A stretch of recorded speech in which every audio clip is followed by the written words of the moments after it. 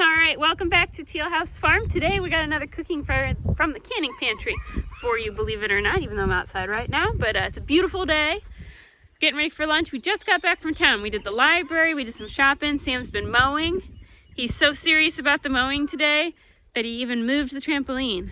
So he's not just mowing, he's mowing with capital letters. It's gonna be perfect. So, all right, show me a cool trick. Go. Good job. Go. Good job. All right, let's go inside and make some quick lunch from the canning pantry. You will have to excuse my kitchen a little bit because we've been gone all morning, so we just did basic chores, but there's still cast iron and stuff that needs cleaned up from breakfast. But today we're going to do a big tray of barbecue pork nachos using a lot of the vegetables and stuff from our canning pantry. So we're gonna go ahead and get the oven preheated to 400 and let's get everything we need from the canning pantry. Okay, so I was trying to decide if I wanted to do this with some barbecue goat or some barbecue pork, and I decided to go ahead with the pork. Just because not all the kids like the goat flavor as much. The barbecue sauce does cover it up really well, but you still taste it a little bit. So we'll go with the pork. We are also going to do a can of onions. We'll need a can of mushrooms, and we're going to grab 1 can of mixed bell peppers. So here's everything. Again, there are 8 of us, so we're going to make a very big tray. You probably will cut this in half for your family. We've got 2 bags of tortilla chips. We've got 2, it's actually a bag and a half of cheddar cheese, shredded cheddar cheese. One of those is already open. We have our barbecue pork from our canning pantry. We have our diced onions, mushrooms, and peppers. You also could use diced tomatoes, but I have a tomato that I took a slice out of still in the fridge, so we're just gonna dice that up and use a fresh tomato. Now let's put it all together really fast and get it in the oven.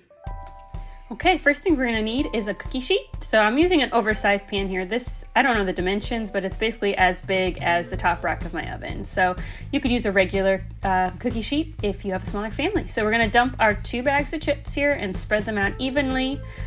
Ooh, that's gross. This bag actually had several burned chips in it, so quality control there, Clancy. Somebody needs to double check. But anyway, we're gonna spread them all out on the cookie sheet. It's okay if they overlap a little bit, and then we're gonna do our first layer of cheese. This one's the half bag, so we just sprinkle that all over. And then we're gonna open up our vegetables. So first is the peppers. You wanna make sure you drain them really well because you don't want soggy chips, right? But once they're drained, we sprinkle them all around.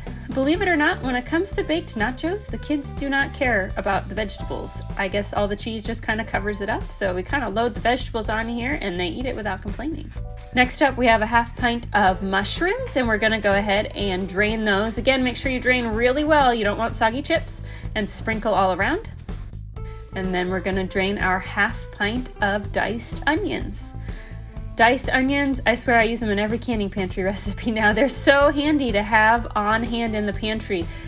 Next up, we have the barbecue pork. Again, I'm going to drain the excess liquid, but the pork has really soaked up a lot of that barbecue flavor after being cooked in the pressure canner and sitting in the jar, so it's gonna have plenty of flavor. This is a sweet barbecue pork. I'll link the recipe below. I do have a spicy one as well. I'll link both recipes below, depending on the type of barbecue sauce you like.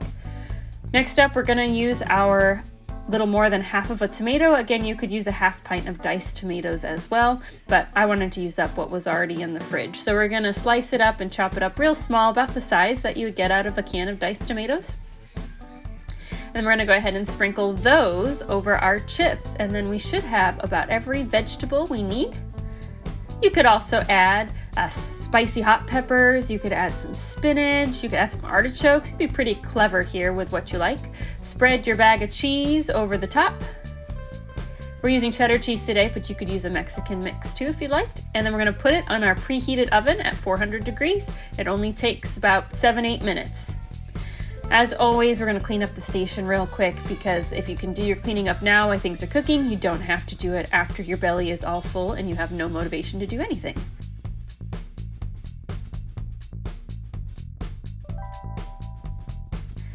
So wipe it all down while our food is cooking. And then we're gonna go ahead and get those groceries put away too. So I do a big grocery shop at the beginning of the month, and then I usually go every Saturday for the in-between things. One of my favorite YouTube channel, Our Tribe of Many, she does a big grocery haul for her large family at the beginning of the month, and then she only goes one other time a month. They must have a lot of refrigerators because I don't know how you do it with things like milk and yogurt and things that need to stay cold. I would love to only go twice, but we just can't store that much in one refrigerator. Maybe one day we'll have a second fridge so that we can keep cold things and kind of stagger them inside and outside and rotate them in. But for right now, we have to go a big shop at the beginning of the month and then a weekly shop to get all the cold stuff in between and some fresh fruit and veg.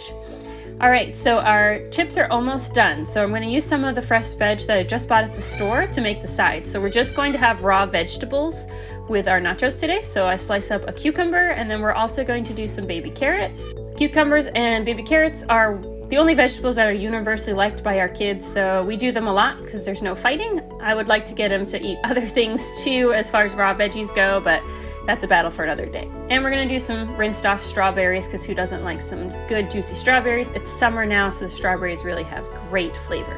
All right, it's time to take it out. It smells great, it's sizzling, everything's melted. Yummy. The only thing I wish I had that I don't is some guacamole, and I should have thought of that when I was at the store, but I didn't. So we're gonna do some sour cream on the side. All the kids like sour cream. I do feel a little sad. I love guacamole, and it would have just been perfect on top, but I don't have any right now, so we're gonna settle for that sour cream. So we pile up everybody's plates, give them some sour cream. The kids are gonna come back for seconds and thirds on this, so we'll just get them started, and then they can come pick off the tray.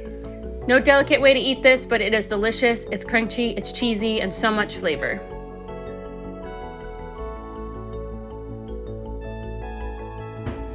There you have it, another quick and easy meal from your canning pantry. All of the canning recipes for the jars that I used are linked below. And know that I do have multiple barbecue sauce recipes. So this pork was in a mild sauce. If you want something with a kick, I'll link below my jalapeno honey barbecue sauce as well, which you could can your pork in instead of this milder sauce. But the kids don't like things that are super spicy, which is why we just use bell peppers instead of jalapenos, and we use the sweet barbecue instead of the spicy barbecue pork. So say bye, Mikey. Bye. See you guys next time.